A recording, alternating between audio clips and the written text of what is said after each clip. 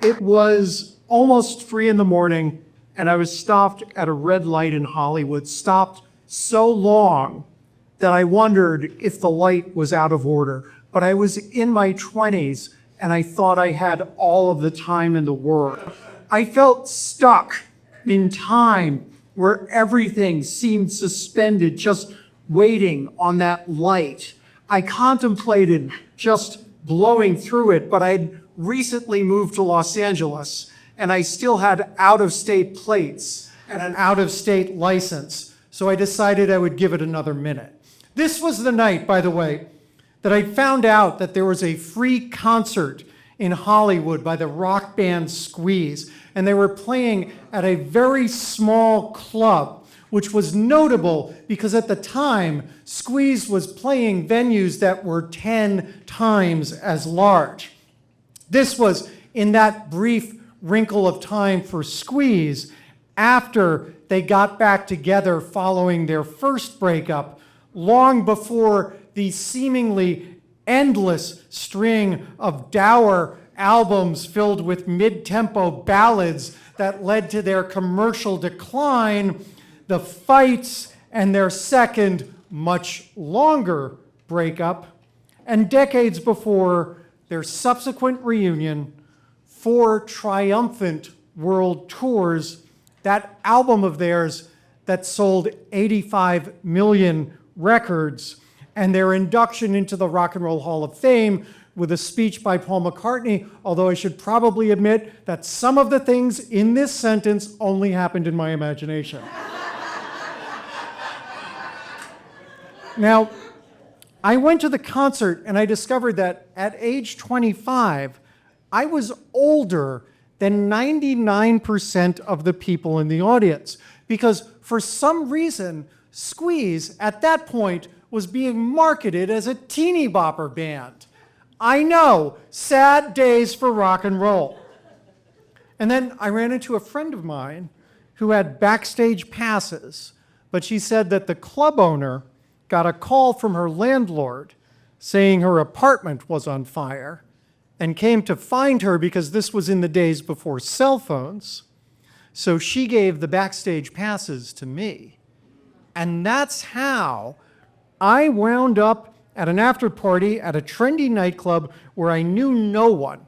And the band put in a 10-minute appearance before going off to Saskatoon, where presumably thousands of Canadian teeny boppers could not wait to see Squeeze.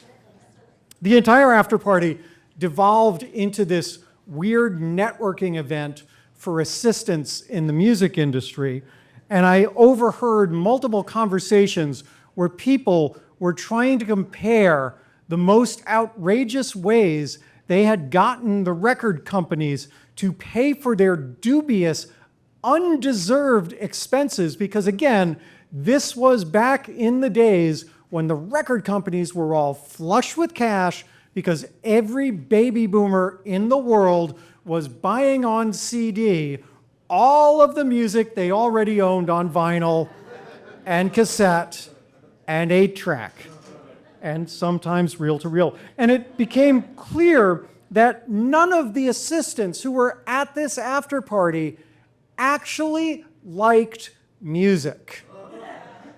But they all loved access and famous people. And then the friend of the friend who'd given me the backstage passes showed up because at the time, Los Angeles had a really great fire department. And she told me, while she was doing a line of coke off of the bar, that there were some lady firefighters, her words, not mine, who answered the call and saved all of her shoes. And this was not the kind of conversation I was used to having before I moved to Los Angeles. And I wasn't sure that it was the type of conversation I wanted to have regularly, so I decided it was a good time to leave. And that's how I found myself stopped at the red light at nearly 3 in the morning with my left elbow propped against the open window of my car, and a sleek, gorgeous, purple convertible pulled up in the lane next to me, driven by a woman wearing fishnet stockings on her arms, which is generally not a good look, but it worked for her. She could pull it off, and I caught her eye, and she smiled, and I said, "It's not every day you see a purple convertible," because I am very skilled in stating the obvious when I'm trying desperately to appear charming. And she turned off her stereo, which was blasting Prince, and she said, "It's not purple, it's lavender." To which I responded, "It's not every day you see a lavender convertible." And she laughed and said, "What time is it?" And I looked at my watch and I saw it was exactly 2:56 a.m., but that seemed like it must be the wrong time because 2:56 a.m. is too late for the night, but it's too early for the morning. And in fact, research has shown that 2:56 a.m. is the one single time most likely to repel women driving convertibles, according to a study recently published in the Journal of Stuff I just made up. So instead, I said, "It's a little after 2. And the woman in the convertible said, "Perfect. That's secret time." And I said, "Secret time?" And she said, "You're not a cop, are you? Because you have to tell me if you're a cop." And I said, "I'm not a cop because I was not a cop." But I didn't tell her that it's not actually true that cops have to tell you if they're cops, because that just seems like something, if you say it, you're just going to convince people you really are a cop. And I'd become very invested in the 15 seconds before that in wanting her to believe that I was not a cop. And she said, "A little after 2 is secret time. You are required by law to tell me a secret you've never told anyone." And I believed her, not because she was hot, but because I have a deep-seated belief that human beings are good and honest. And I had just moved to California, and there were a lot of local laws I was unfamiliar with, and also she was hot. And I said, "Okay, I'm worried that I will never be as well liked as my friends from college, that I moved here unequipped for what Los Angeles would throw at me, and that I'll die at age 27 without ever experiencing true love or finding the right artistic outlet or kissing a woman wearing fishnet stockings on her arm who's driving a convertible, and Squeeze will never get the recognition they so richly deserve, if only for their groundbreaking work in the late 70s and early 80s, and the right wing will become so skilled at fanning the flames of ignorance and prejudice that the country I love will devolve into a feudal society where people vote against their own interests to enrich those who can pay for the best propaganda, and my prescient and early investments in the pitchfork and torch sector of the economy will not provide the income necessary to retire at a reasonable age." And she stared at me for an uncomfortably long amount of time, perhaps because she was unused to anyone actually telling her the truth instead of flirting with her. And trying to salvage the situation, I said, "Okay, your turn. Secret time. Tell me something you've never told anyone." And she smiled and said, "I'm not wearing any shoes. I never wear shoes when I drive." And she stretched out one of her legs to expose her bare foot. And I could see that she was telling the truth, and also that she had exquisite legs, or at least one explicit leg. But I felt it was reasonable to conclude that the other one would be similar. But I didn't want to say that to her because I wasn't quite sure where she would draw the line between charmingly geeky and weirdly creepy. So we sat there in silence until I said, so, because my ability to talk to beautiful female humans has never really progressed beyond what it was in 7th grade, despite my growing recognition that beautiful female humans are still human beings. And she held up one finger in the universal gesture of, just a second, you're clearly not that important. And then she turned Prince back on, looked both ways, and ran the light. I know.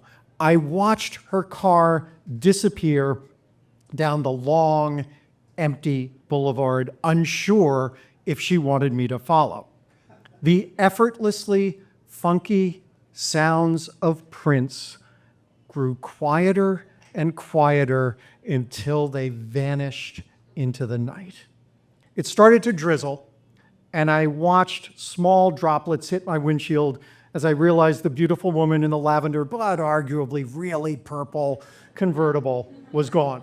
And just then, a homeless guy pushing a shopping cart got up to the light, and he was walking in the same direction that I was driving. And he stopped and looked at me, and he pushed the walk button, and he nodded at me, and he said, "Secret time." Between 2 and 4 in the morning, these lights won't change unless someone presses the button, because there's almost no traffic here, and 99% of it is going the other way. And I asked him why he didn't just cross without the light. And he said, "That's against the law. It's jaywalking. They ticket here for that." Then he added, "Besides, I've been watching you. I'm not sure how long you would have stayed here. I mean, I can already tell you're not that bright. After all, you let the girl in the purple convertible get away." And the light changed, but just before I drove away and hit the gas, I said to him, "Lavender, lavender convertible." And as I was driving down the street, he yelled after me, "It don't matter what color it is after she's gone." And then he started to sing, and his voice was pure and mournful and filled with soul. And I wanted to turn around and go back to that party and get one of the assistants to sign him to a record deal. But then I realized they don't like music, and I kept driving. Secret time. Ever since that night, every time I'm in Hollywood, I look for that guy, and I listen for his sweet, mournful, soulful voice. And every time it drizzles in Los Angeles, I think of him, and I think of that night. But I never saw him again. And that night, his song faded after I'd gone 3 or 4 blocks.